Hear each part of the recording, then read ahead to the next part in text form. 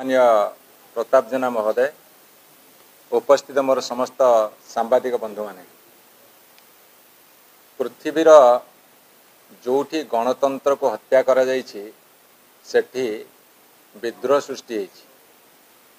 आपण मान देखिए पाकिस्तान परे श्रीलंका परे बांग्लादेश परे बर्तमान नेपाल एबे फ्रांस रे मध्य विक्षोभ जारी रही।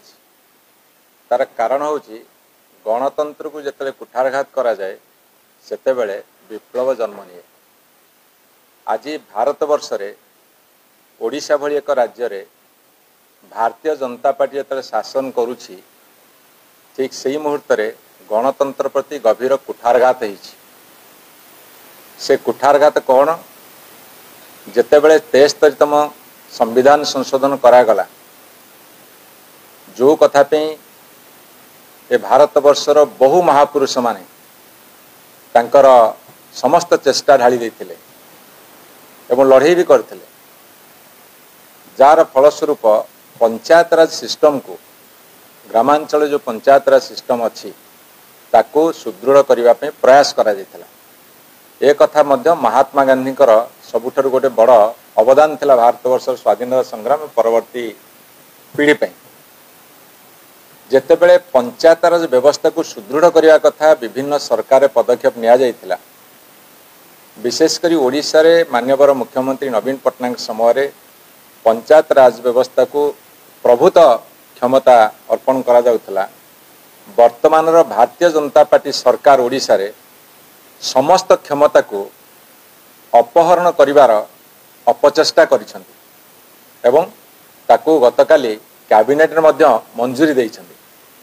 से कथा गुड़ा सब कौन आपण माने देखिथिबे जे जेतेबेले आम ओडिशा नवीन ओडिशा कार्यकारी होउथला सेतेबेले तलस्तर ग्राम सभारू पंचायत समिति जिला परिषद त्रिस्तरीय पंचायत राज व्यवस्था भितर ताकू अनुमोदन करा जाउथला एवं ताकू सरकार ग्रहण करुथिले। ए सरकार आसिला परे से कथा को उठे देले ये कौन कले विकसित गाँ विकसित ओडिशा, किंतु सेथिरे विशेष भाव में पंचायत राज व्यवस्था रे निर्वाचित प्रतिनिधि मानकर भूमिका रहिला नहीं।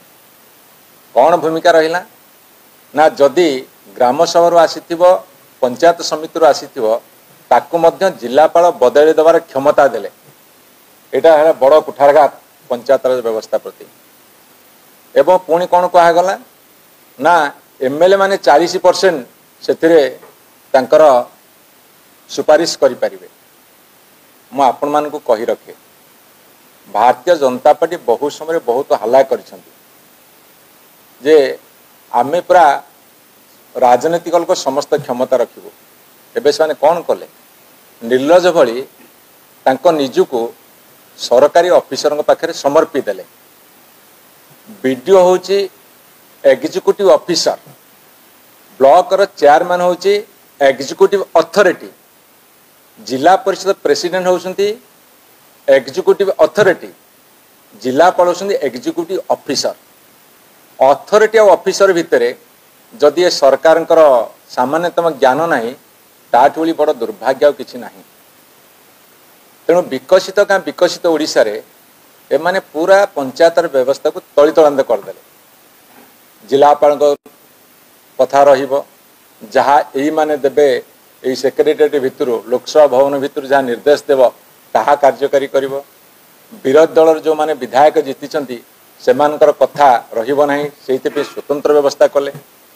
चेयरमैन मानकर समिति सभ्य मानकर सरपंच मानकर जिला परिषद मेंबर मानकर कहार किछि कथा रहिबो नाही ता पे दृढ़ पदक्षेप नेले। एवं शेष एतिकिरे तांको मन पुरिला नाही। से माने कौन कले से माने गतकाली पास कले जे जो बिल पास हम जेहेतु छोट मोट काम सब ब्लॉक स्तर हुए पंचायत स्तर हुए से छोटिया मोटिया काम 2 लाख रु तलू हेले सेटा ऑफिसर लेवल हो जाता। किंतु एमाने कौन कले 2 लाख रु बढ़े 10 लाख पर्यंत करदेले जे चेयरमैन पाखु फाइल जीव नाही। तार अनेक गुड़े कारण अच्छी। अनेक गुड़े कारण कौन एमाने चाहती डरई हरई शासन करने नीति। तेणु चेयरमैन माने जेहेतु बिजु जनता दल समर्थित प्रार्थी भाव में जीति एमानकर मनरे गोटे डर अच्छी एवं एमानकर भय तांको निजको खाऊची जे आमे किछि काम करि पारिउ ना।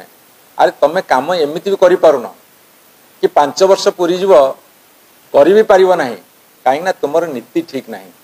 तार कारण मैं आपको बुझे दूची जे गोटे बीडीओ को जैसे समस्त क्षमता अर्पण करदेले, जिला परिषद पाखे जो क्षमता था ताकू काढ़ी कलेक्टर पाखे देदेले।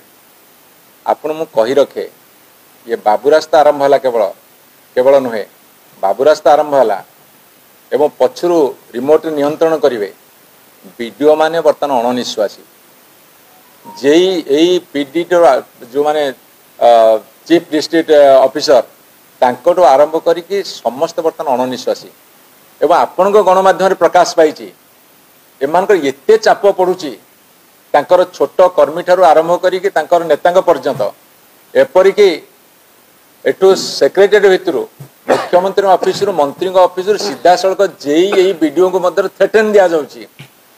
वीडियो जड़े अणनिश्वासी की बेहोश हो गले एवं वीडियो चाकरी करने गोटे अभिशाप हो गला। बर्तमान त्राही त्राही डाक दौरान तापरे तांको हाथ में समस्त क्षमता अर्पण कर बर्तमान द्वारा सबू अनैतिक काम करिवार जो पर्याप्त परिमाण व्यवस्था करिसेंती से व्यवस्था केवल निजर राजनैतिक बा निजर अर्थनैतिक लालसा को पूरण करने ये हूँ एक सुचिंतित योजना। ताले गणतंत्र रहिला कोठी एमाने प्राय कहउछंती आमे गणतंत्र को सुदृढ़ करचु। भारत वर्ष सर्वबृहत गणतांत्रिक राष्ट्र भारत वर्ष कुआडे विश्वगुरु हब गणतंत्र को हत्या करी यदि भारत वर्ष विश्वगुरु हो पारिबो ताले हमर आपत्ति नहीं। गणतंत्र ध्वंस कर दे निजको विश्वगुरु करिवार जो प्रयास से प्रयास को बर्तमान विरोध करा जाउछि एवं जो नियम से करदेले गतकाली आज समग्र ओडिशा रे गोटे वार्ता जाइछि जे ये होउछंती त्रिस्तरीय पंचायतर व्यवस्थार विरोधी। एमाने चाहुनांती तल स्तर में निर्वाचित होइतबा जनप्रतिनिधि मानू क्षमता अर्पण करिवा पई अधिका क्षमता संपन्न करिवा पई बरं ये तांकर विरोधी एवं तांकर कार्यान्वयन को संकुचित करिसेंती एवं संकुचित करने को विधिवत निष्पत्ति नहीं। एवं सबुठ बड़ कथा होउची जे एमाने जदि भाबुछंती सरकारी बाबू मानू राजनैतिक अस्त्र करी तांकर बीजेपी बा भारतीय जनता पार्टी तांकर निजर कर्मी बोली विचार करेंगे ताहले जड़े गोटे माने रेस्पॉन्सिबल दायित्व संपन्न दल भाव में बिजु जनता दल या आंदोलनात्मक रूप दब एवं ये जनसाधारण अकुंठित समर्थन अच्छी कहीं सबु कथा गोटे पटे जदि मोर स्वाधीनता और गणतंत्र विपन्न हब ताहाले आंदोलन जरूरी। से आंदोलन आह्वान समग्र 314 ब्लॉक रे 30 जिला परिषद रे एवं 7000 पाखापाखि पंचायत रे निनादित हब। आज ये प्रेस कॉन्फ्रेंस माध्यम रे आमे सरकार को चेतावनी दौचु जदि सेमाने यही जो आदेश करिसेंती ताको प्रत्याहार न करिवे ताहाले भयंकर आंदोलन मुंडटेकी छिड़ा हब।